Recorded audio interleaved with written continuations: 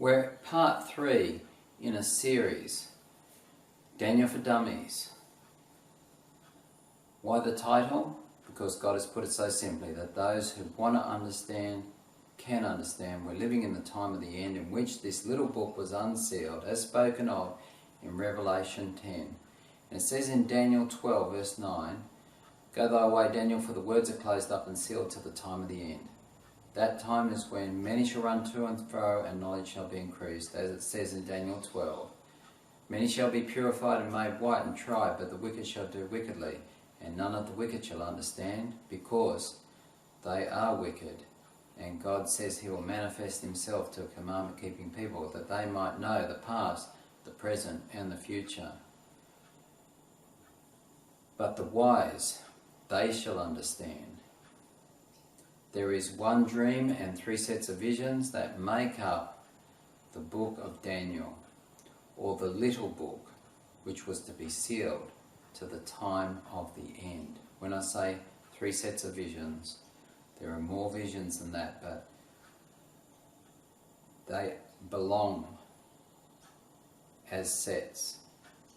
So in Daniel 8, we have an explanation when Daniel has another vision of Daniel 8 concerning the time period in Daniel 9. Daniel's visions are expanding on that which is given in Nebuchadnezzar's dream of Daniel 2. Daniel 2 is about an overview of human history, so simply put, as the statue of a man, the image of a man, 4 universal kingdoms ending in Rome, and the division at the end of iron in play with the 10 toes. The image is complete with the making of the 10 toes. These 10 kings make alliance with the harlot woman in Revelation 17. Now I'm just adding that to some who might understand that. Daniel 7, we have 4 beasts representing the same kingdoms. This time a little horn is described as coming forth from the 10-horned beast. Judgment is set and the little horn is destroyed. The book of life is opened, and each is spoken of as who takes on the name of Christ, whether they are a candidate for heaven. But it says of this little horn power that it is destroyed. For any to make entrance into immortality, to have association with Christ and angels, they must come through, their name must be passed through the record book in judgment. That sin is not allowed again ever to enter into eternity. It is destroyed. Daniel 8. 2 beasts represent Medo-Persian Greece as the ram and the he-goat, and this is clearly given by the angel giving this in the interpretation, so we don't have to wonder. Noting what happened to the horn, a great horn, Alexander the Great. This becomes 4 horns, the division of the empire of Greece to the 4 generals, not to his, Alexander's, posterity or to his children as prophesied, but out of one of the 4 horns comes forth a little horn, and this more concentration is given concerning this little horn. Daniel was concerned about this power that destroyed the people of God and laid the temple in ruins. Daniel 8 verse 10, "And it waxed great, even to the host of heaven, and it cast down some of the host and of the stars of the ground, and trampled upon them.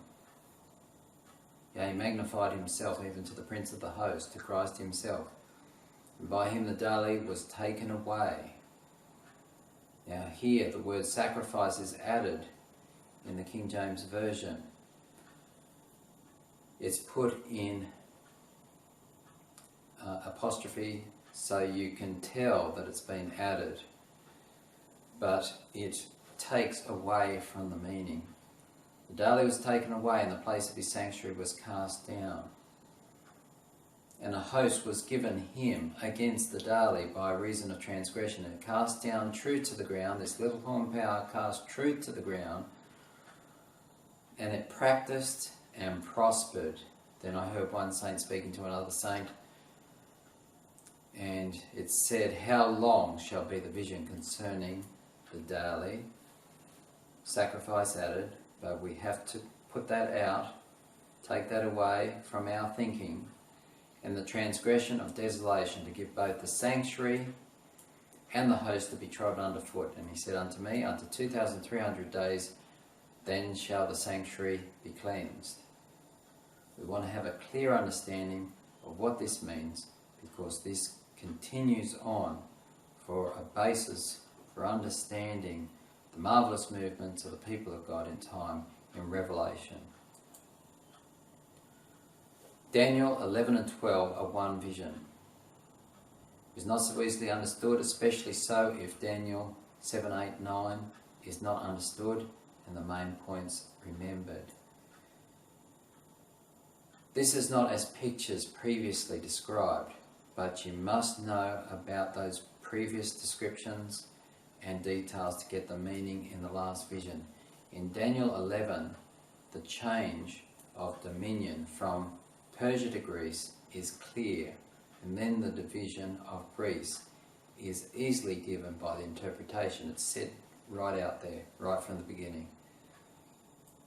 The king of the north and the king of the south is used to describe conflict that surrounds the setting up of pagan Rome, the daily, and then papal Rome. In Daniel 8, many would not understand this inclusion because it is spoken of as the daily with the word sacrifice added. But it is the desolation or the continuance of desolation and transgression of desolation, two different powers. Continuance of desolation, or the continuance and the transgression of desolation, the change of Rome and all it represented as a pagan power, and that which was before it, Babylon, Medo-Persia, Greece, becomes something its fathers never knew or worshipped. Pagan Christianity with a new God, Mary, the mother of Jesus.